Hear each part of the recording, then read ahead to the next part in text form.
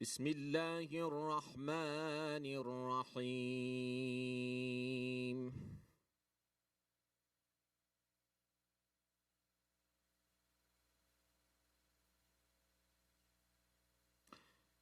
والضحى والليل إذا سجى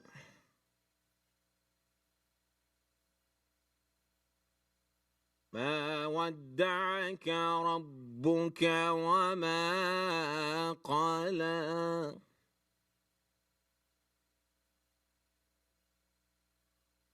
وللآخرة خير لك من الأولى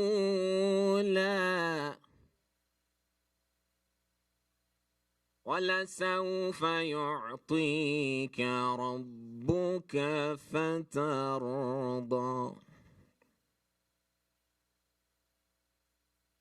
بسم الله الرحمن الرحيم. والضحى والليل إذا سجى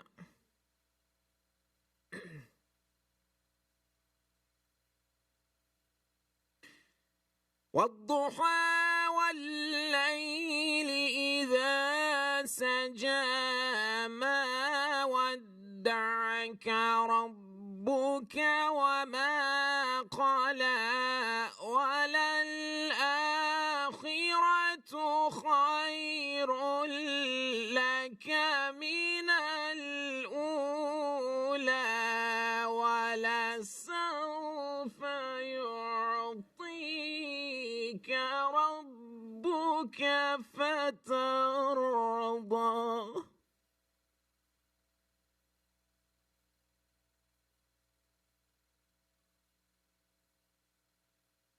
ألم يجدك يتيما فآوى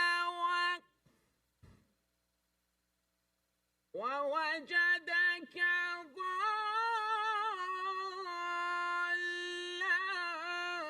فهدى ووجدك عائلا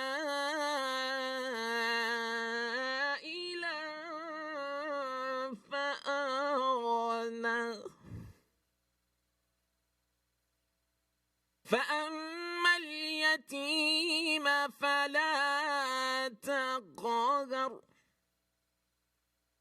وأما السائل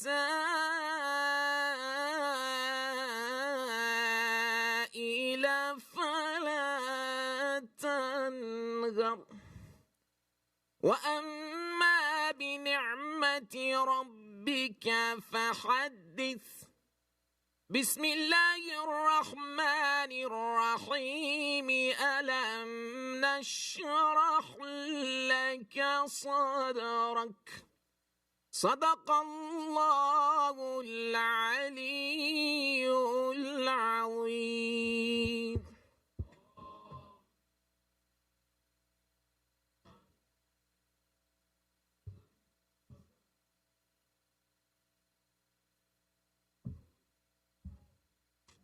Assalamu alaikum, brothers and sisters.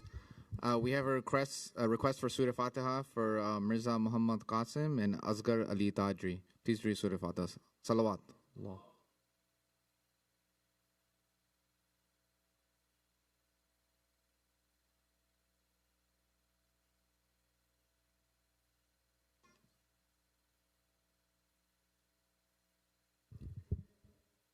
Inshallah, tonight will be our last majalis for these nights of from Muharram and Safar. Our next program is on Thursday for Eid al-Zahra, so there's no program tomorrow. Alhamdulillah, once again, we're blessed to have him here with us in our community and to speak with us here tonight. Sheikh Salim, please invite him out. Your loudest of salawats.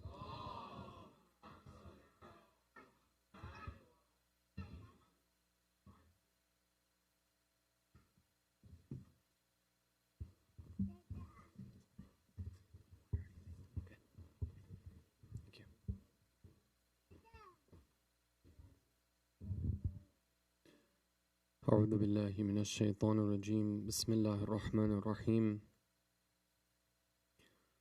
Alhamdulillahi Rabbil Alameen. La hawla wa la quwwata illa billahi al-ali al-azim. والصلاة والسلام على أشرف الأنبياء والمرسلين وخاتم النبيين وسيد المرسلين أبي القاسم محمد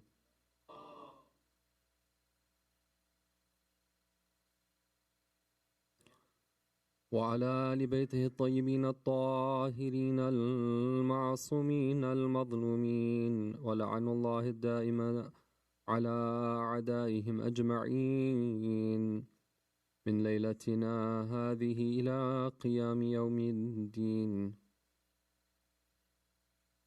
We've gathered here on this evening to commemorate the martyrdom anniversary of our 11th Imam, Imam Hasan al-Askari alayhi salam.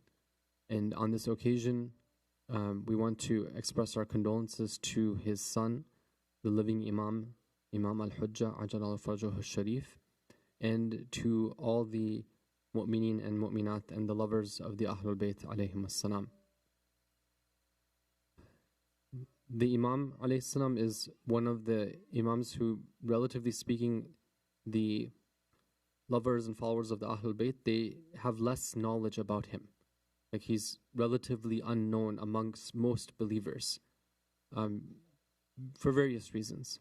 And so inshallah, my hope is that tonight we can try to learn about some things about the Imam alayhi salam and some of the struggles that he faced, some of the background in terms of why he's somebody who is relatively unknown.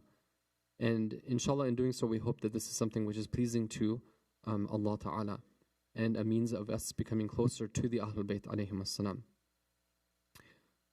Some of the points I'm going to be inshallah presenting tonight are from a book which has been translated into English called The Lives of the 12, a look at the social and political lives of the 12 infallible Imams.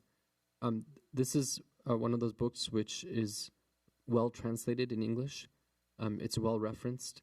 It's easy to read. And it goes through the lives of the 12 Imams, and it's a series of 4 volumes in English.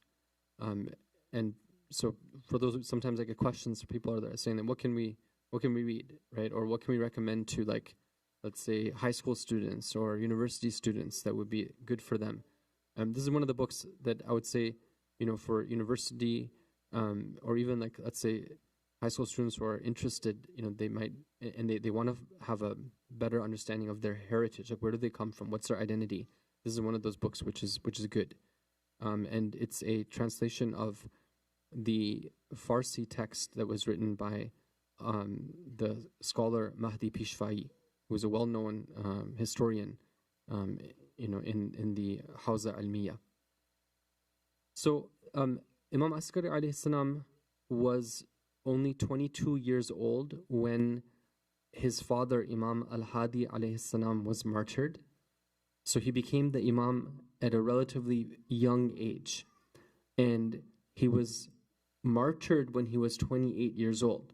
So basically, roughly speaking, he was the Imam of the Muslims for 6 years of his life, and all of them were when he was in his 20s. And I was just conversing with one of the brothers, and he was saying that he found this to be an interesting fact that he didn't know about before, that we had Imams who their entire imama was spread across a very short number of years, and when they were very young. And we have Imams, of course, who became younger at an earlier age. But the Imam Askari alayhi salam, fairly young, and then a very short period of imama. But age is not something which factors in when it comes to the chosen ones and these elite among human beings. They were able to give their guidance to human beings. They were able to serve in that role of being imama despite whatever age they were at. And sometimes we have this notion in our society that like, okay, we're gonna live long, right? So when we're young, we can kind of like mess around and like make mistakes, and it's all good, right? When we get to be older and more mature and more wiser, right, then we'll settle down and like we'll figure out how things really ought to be done. And of course, there's always room, as long as we're alive, for asking forgiveness for our sins and for repenting and for going back and revisiting some of our past decisions and coming back to the path. That door of repentance is open.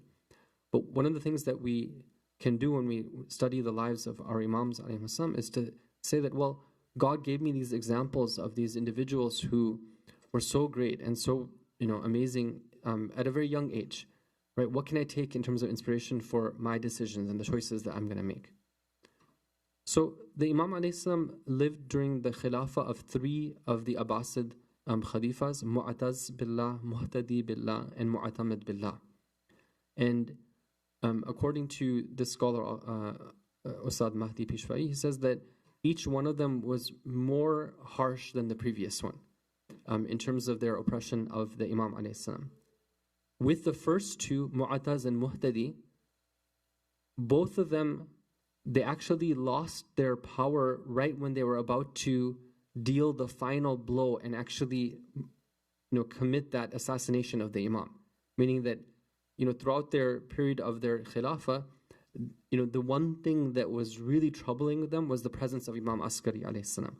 So they would plot and plan, and then right when they were about to finish the final blow, that's when they were taken out of the scene.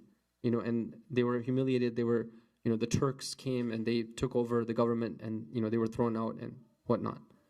But it was the final one, Mu'tamid, who, according to a number of reports, he was the one who poisoned our Imam Askari alayhi salam. Now, just to give you an idea of what the Imam had to go through, right? How difficult it was. One of the things that they would do is they would summon the Imam to the governmental palace every Monday and Thursday. So twice a week, right? He'd have to check in, right? And they have to basically make sure that nothing's happening here. He's not the source of any disquiet or rebellion in the kingdom. Now, it's very interesting that when the Imam alayhi salam, just twice a week he would go out. Otherwise, he would be very watched, and he had to stay home. He was under heavy guard. Even just those visits when he would go out in the street, the number of people who would come and want to see the Imam and greet him and just be there watching him was so much that all traffic would come to a standstill. It's kind of like, let's say you're in a big crowd. You must have seen this if you go, for Hajj or Umrah or, Arba'in or something. That, let's say a car is passing or there's something coming through. Everything comes to a standstill, and then after a while, then everyone continues. So this was the case with the Imam alayhi salam. He had such a presence among the people that just walking on the street, the crowds would form around him. And it's very strange, when you study the history, how and why it's the case that despite all the efforts of the Abbasids to crush the Ahlul Bayt, to kill them, to kill their supporters, to just, try to blow out the flame of the Ahlul Bayt alayhim salam, rather than them being successful, they just kept getting worse for them. Meaning that, you can see that the fact that they're, oppressing the Imam, they're killing him at a young age, they are very worried that he's going to have a son, right? Because they had seen the hadith which had said that there were going to be 12 Imams. They were aware of this. So they didn't, the last thing they wanted is for the Imam to have that son who was going to be the Mahdi, the one who would be the savior. So, but despite all their efforts, the number of followers of the Ahlul Bayt was increasing. Their love was increasing. Their support for the Ahlul Bayt was increasing. Some of the examples of the way it was at that time, just to give you an idea. One of the companions says that a group of us had come to Samarra, and we were waiting for that day where the Imam would come out, and so we could come to him, we could pay our respects, say salam. And we got a letter which said that none of you should greet me and none of you should signal towards me, for therein lies the danger of death for you. So the Imam ﷺ knows that they've come to Samarra. He knows that they intend to actually come and greet him, but he tells them preemptively, don't even show that you know me or that you came here for this purpose, because the Imam knows like that the security situation is to that level, where the guards are watching even what the visitors are doing, right? Anybody who even shows that like they have any type of affiliation, right? They're going to go and search their stuff. They might persecute them, might throw them in prison, or even worse. Another example is that at one point the Imam alayhi salam was imprisoned, and in that prison some of his Shias had already been imprisoned. So what happens is that they come to the Imam alayhi salam and they start to speak openly with him. He tells them, no, be quiet. Don't talk to me at this time. Don't be so open with me.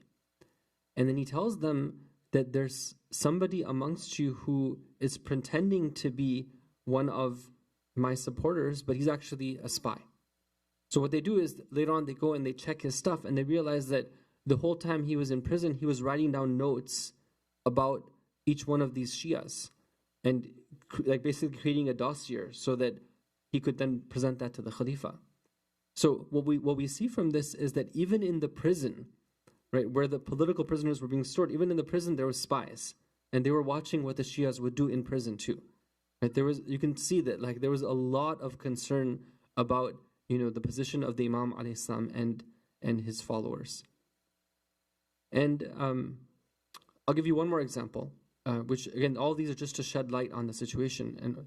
And this one says that there's one of the companions, his name is Abdul Aziz Balkhi. He's a Shia, and he says that at one time I saw that the Imam alayhi salam was walking towards the gate of the city, and this thought came to my mind that let me just, like, what is this whole thing here? Why are people confused? Let me just make it clear for everyone. I'm gonna actually like yell out that this is the hujjah of Allah. Like you should be following him. Like this Khalifa and all these court scholars and all this what they call Islam, but it's not. It's just a show, right? Don't be fooled by that. This is the person you need to follow. This is the true Islam. This is your true leader. So this thought, he says, this thought came to me, but then he's like, well, if I say that, maybe they're going to kill me. And he was like sort of torn. Should he just come out with a secret and let everyone know, or should he be quiet? And then he sees that the Imam told me, like he kind of whispered, he kind of gestured to me, and he said, don't say anything. Don't say a single word. And then he said, I went to greet him, and then he told me that be careful, because if you reveal, then you will be killed. And once again, he says that when I went to see the Imam at night, he told me that I should be a keeper of secrets, otherwise I will be killed. Don't place yourself in danger. And so it's a type of very it's a tough atmosphere, like where everyone is careful about what they're saying. They have to guard their back. They have to be careful about their neighbors, even their fellow prisoners. Anybody could be a spy. So what we see in the life of the Imam alayhi salam is that he doesn't have like that much public contact, and that's one of the reasons why we don't know so much about the Imam. It's not like we have many reports like we do maybe with some of the other Imam alayhi salam. So how is it that the Imam used to communicate with people? Mostly through letters, right, rather than in-person meetings. Now fortunately, some of those letters have been preserved. Like the Imam alayhi salam would write the letters, and then the people would preserve them, and then they made their way into the books of ahadith. So I wanted to briefly mention just a couple of quotes from the letters of Imam Askari alayhi salam to inshallah help us understand a little bit more about the knowledge and the wisdom of the Imam alayhi salam. Sallu ala Muhammad wa ala Muhammad.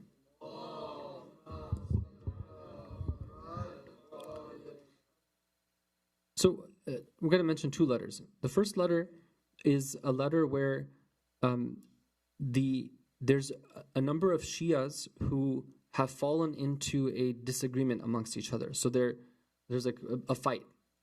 And they write to the Imam and they say that you help us through this. How can we get through this? Now, keep in mind that the Shias at this time, they don't form like a government anywhere, right? They're a community. But they are somehow linked together, right? And now in that group of Shias, there's disagreement. This is relevant to us, right? This is relevant to us because we have communities around the world right? Where you have people who are linked together because of their love of the Ahlul Bayt alayhim as-salam. That's how they identify. And sometimes they have disagreements, right? So what is the reason for why those disagreements occur in the first place? Because it should be the case that when you're committed to the same cause, the same mission, you have the same leaders, you have the same set of values, you should be able to get along, right? It makes sense, right? I mean, you're not trying to bring in people who have like all sorts of different like visions for the future, right? The future vision's also spelled out for us as well, right? So it should be the case that we can get along. So at that time, there was people who weren't getting along. So they write to the Imam, they say, okay, you help us and clarify for us. So the Imam al-Islam, he says, something very interesting, very useful, I think, for all of us. First of all, he says that there are three groups of people when it comes to the truth. Okay, what are these three categories of people? He says there's one group of people who cling to the truth and they don't have doubts regarding it. They're unwavering in their commitment to the truth. Okay, then you have a second group of people who do not take the truth from the owners of the truth. All right, this is super important. Why? Because especially in the world we live in today, it's like a post-truth world. That's what they say. Like, it's very hard to understand like where the truth lies, right? You go to, where do you find it? How do you know what's going on, right? What's actually happening? Where do you search for truth? Who do you talk to? Sometimes you talk to, like, for example, many of us right now are, we're trying to understand like what's happening on the streets of Iran, right? In what's taking place there. So we talk to one person, we get one thing. We talk to another person, we get something else, right? So where's the truth? So the Imam al-Islam, there's a general principle we have, which is that if you find the people of truth, who are the people of truth, right? The Ahlul Bayt alayhim as-salam, right, are the people of truth, right? That's where you're taking your values from. That's where you're taking your role models from. So he says that there's a second group of people, they don't take the truth from its owners, and they are like a traveler in the sea. What does a traveler in the sea do? What happens with them is that they don't have smooth sailing. Like when you get into the sea, when you go far enough off of the coast, there's no more smooth sailing. Why? Because there's going to be waves. So you're going to be rocked. Right? So he says these people are rocked. Whenever there's a wave that comes, they get rocked with the wave. Which means what? It means that the first group of people don't get rocked with the waves. The waves come and they still keep on sailing smoothly, which is very, very important, right? It's very crucial. Like a true Shia of the Ahlul Bayt alayhim as-salam should be able to navigate those waves without being rocked by them, right? They don't like give up their faith. They don't give up their hope, right? They don't give up their vision, right? They know that this world is filled with trials. They also know that when you face those trials, right, you have something to go back to. You have a system of protection. Right, you have the Ahlul Bayt alayhim as-salam. You have the legacy that the Ahlul Bayt alayhim as-salam have given us, and you don't let go of these. And then he says that the third group of people where they have been overcome by the shaitan, and they resist the people of truth, and they fight the truth. So sometimes we have a lot of hadith from the Ahlul Bayt alayhim as-salam where they talk about these categories of people, and I think all of us, like when we think about them, we're like, oh, I hope I'm in the first group, right? I hope I'm not in the second or third group, right? But I think that one of the things that we can always take from these ahadith is that the Imams always want to point us in the direction of how to elevate, right? What's next for you, right? Let's say that you are one of the Shias of the Ahlul Bayt who is, the waves take you for a ride, right? You find yourself going with ebbs and flows and whatnot. Okay, well, you have something to work on, right? That means that there's some homework, which is a good thing, right? So now, the Imam al-Islam, he says that whoever goes to the right or the left, just leave them alone. Meaning that your job isn't to get everyone. You're not going to be able to. Right? There are going to be these people who stubbornly resist the truth. Don't wait for them to catch up in order for you to go forward. Right? You're not going to be able to. Okay, but at the same time, he does say that those whom you are in charge with taking care of, make sure you take care of them. So that's another thing that he says, which is very important, meaning that as a community, we are responsible. We can't just like be individuals and say, I don't care about anyone. No, if you're entrusted, let's say you are you have families, right? You have brothers and sisters, you have people in the community that you can influence, right? That's something that you do have to take charge of. But don't think that you can get everyone, because that's not ever going to happen. Then the Imam Islam mentions something. He says that what is the source of conflict in a community, right? He says very clearly, he says that when you have kibr, when you have arrogance, and raf'a, meaning that when you have people who are trying to seek like status, that's what brings down a community. That's what's the source of conflict, right? Humble yourselves. Don't be seeking power. Don't be seeking to lord yourself over others, because that is what's going to create this type of ikhtilaf, this type of conflict amongst you. So this is one of the letters from the Imam alayhi salam, which I think is very instructive. The second letter, which I'll mention briefly, is the famous letter that Imam Askari alayhi salam writes to Ibn Babawayh al-Qummi. Ibn Babawayh al-Qummi is the one who is known as the father of Sheikh As-Saduq. Sheikh As-Saduq is one of the very famous, one of the greatest scholars. Sheikh As-Saduq was actually born because of a dua of Imam Askari alayhi salam. And we see that dua in this letter itself. When he writes a letter to Ibn Babawayh, Ibn Babawayh is a great scholar, one of the very trusted and well-known figures in the Shia world, right? So in that letter, he begins by actually praying that he be given like children, and soon afterwards, like he has like a child who's Sheikh As-Saduq. And Sheikh Saduq says in one of his books, he says that I had this like thirst for knowledge, right? And it was like unquenchable. Like I would just be, I was just keen on learning and learning and learning.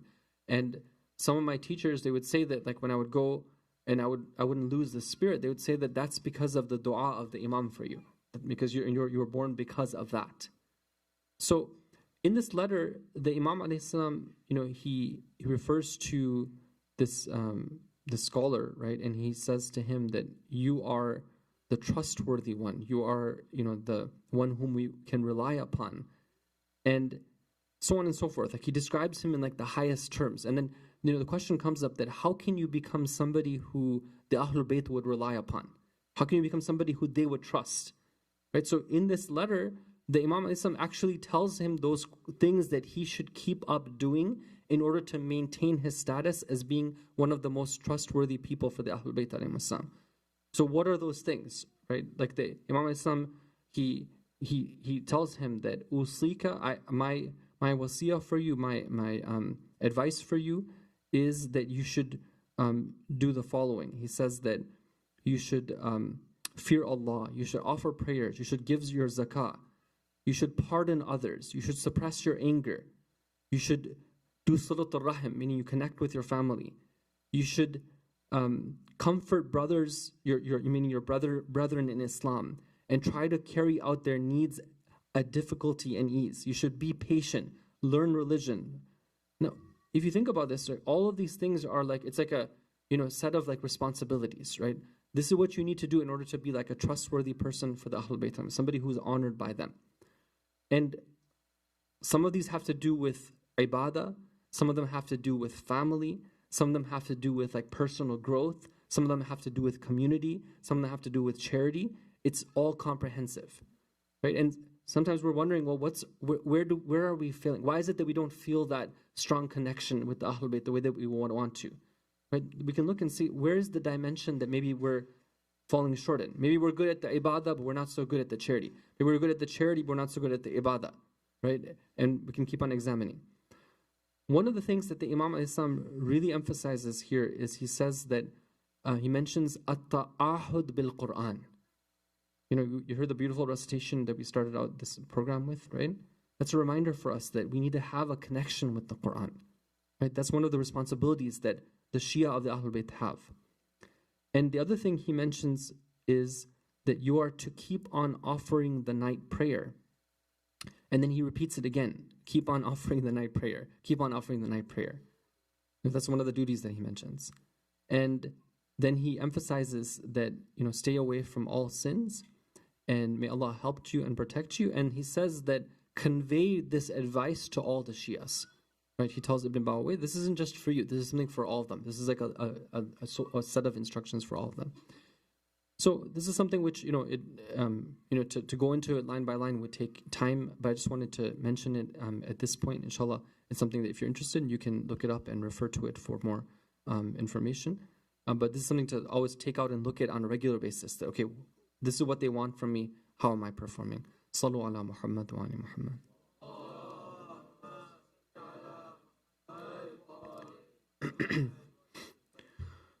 So tonight we've gathered to commemorate the martyrdom of Imam Askari alayhi salam. We know that at the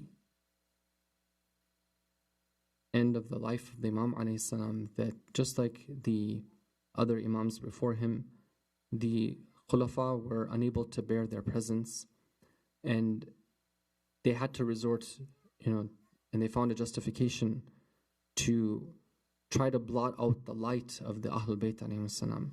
And they thought in doing so they would find their happiness and their success, but actually it only made the situation worse for them, and they eventually had to exit from the scene.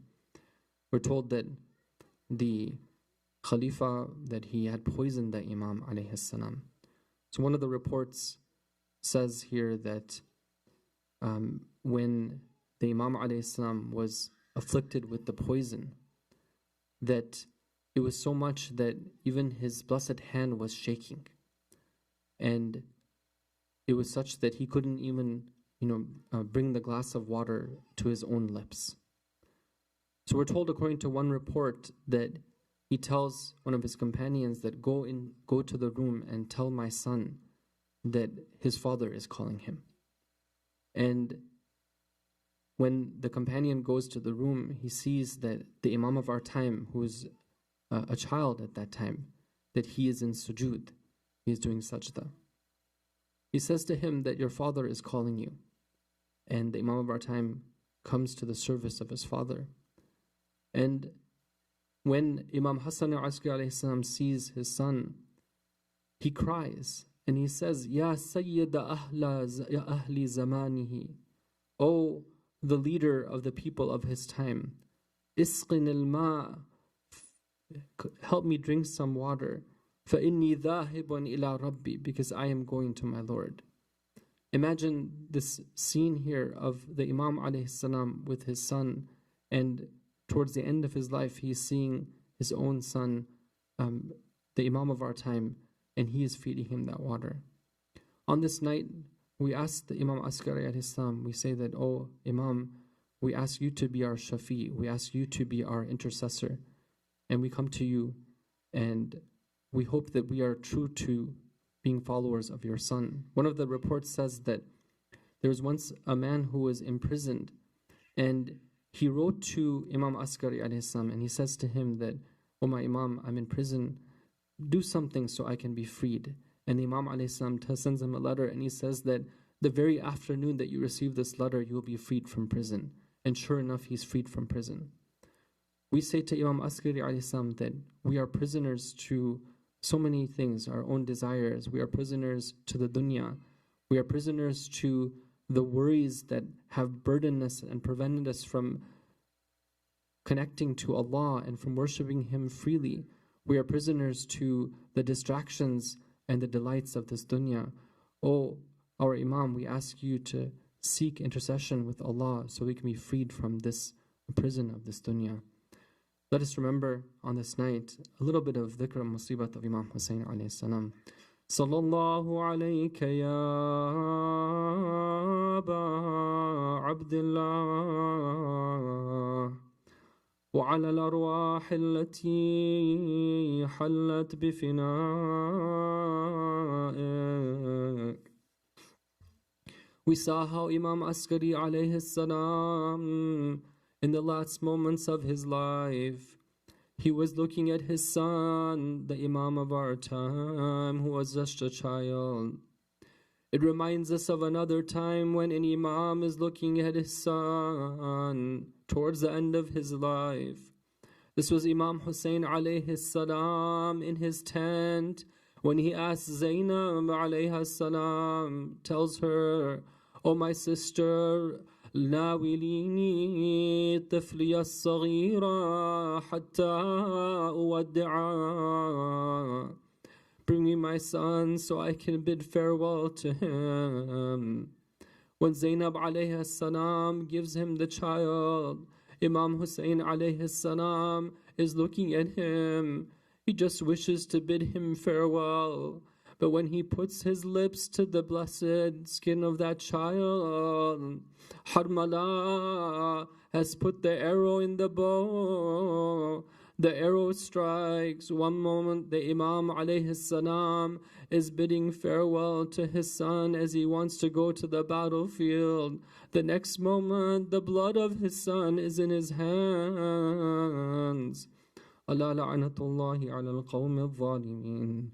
وَسَيَعْلَمُ الَّذِينَ ظَلَمُوا أَيَّ مُنْقَلِبٍ يَنْقَلِبُونَ.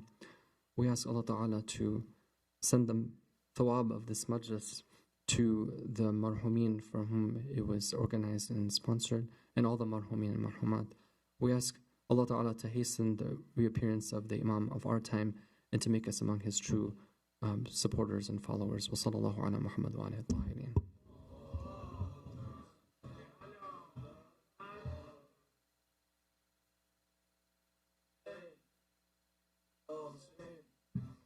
Ya Hussein, Ya Hussein, Ya Hussein, Ya Hussein, Ya Hussein, Ya Hussein, Ya Hussein, Ya Hussein, Ya Hussein, Ya Hussein. Brothers, please move forward. Ya Hussein, Ya Hussein, Ya Hussein, Ya Hussein. Come forward, brothers. From Karbala, Karbala, Karbala to Karbala, Karbala, Karbala, I left my heart in Karbala. From Karbala, Karbala, Karbala to Karbala, Karbala, Karbala, I left my heart in Karbala. The luminous moon lighting the way, the rising sun that brightens the day. Heaven without you would be in flames. You're the heaven in Karbala. Your visitors offer you their hands. Enemies will never understand. How can the water lose to the sand? How can the thirst win in Karbala? Why heaven is open, Ya Hussein? Why angels descending, Ya Hussein? Why they are residing in Karbala? From Karbala, Karbala, Karbala to Karbala, Karbala, Karbala, I left my heart in Karbala. From Karbala, Karbala, Karbala to Karbala, Karbala, Karbala, I left my heart in Karbala. The hand of God that nurtures the young, speaking for Allah, you were the tongue, separating his right from the wrong, elevated in Karbala. The ship that swells swiftly through the waves, and whoever boards your ship is safe, immune from the punishment of the grave. Whoever mourns you in Karbala, when will we meet again, Ya Hussein? When under your dome will I grieve again? From Najaf will I walk to Karbala. When will we meet again, Ya Hussein? When under your dome will I grieve again? From Najaf will I walk to Karbala. From Karbala, Karbala, Karbala to Karbala, Karbala, Karbala. I left my heart in Karbala. Take me to Karbala, leave me there. Take me to Karbala, leave me there. Take me to Karbala, leave me there, leave me there. Take me to Karbala, leave me there. Take me to Karbala, leave me there. Take me to Karbala, leave me there, leave me there. Hussein, why? Hussein, why?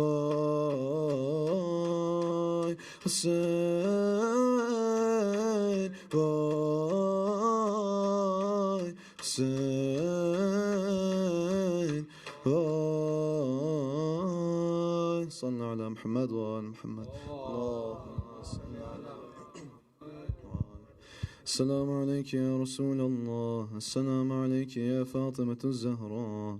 السلام عليك يا أمير المؤمنين وابن سيد الوصين. السلام عليك يا حسن المجتبى. السلام عليك يا أبا عبد الله. السلام على الحسين وعلى علي بن الحسين وعلى أولاد الحسين وعلى أصحابه، خصوصا أبو الفضل العباس ورحمة الله وبركاته. السلام عليك يا علي بن الحسين ومحمد بن علي وجعفر بن محمد وموسى بن جعفر وعلي بن موسى ومحمد بن علي وعلي بن محمد والحسن بن علي. السلام عليك يا صاحب الزمان، عجل الله تعالى فرجه الشريف وسهل الله تعالى مخرجه وظهوره وجعلنا من أعوانه وأنصاره. السلام عليكم ورحمة الله وبركاته. اللهم صل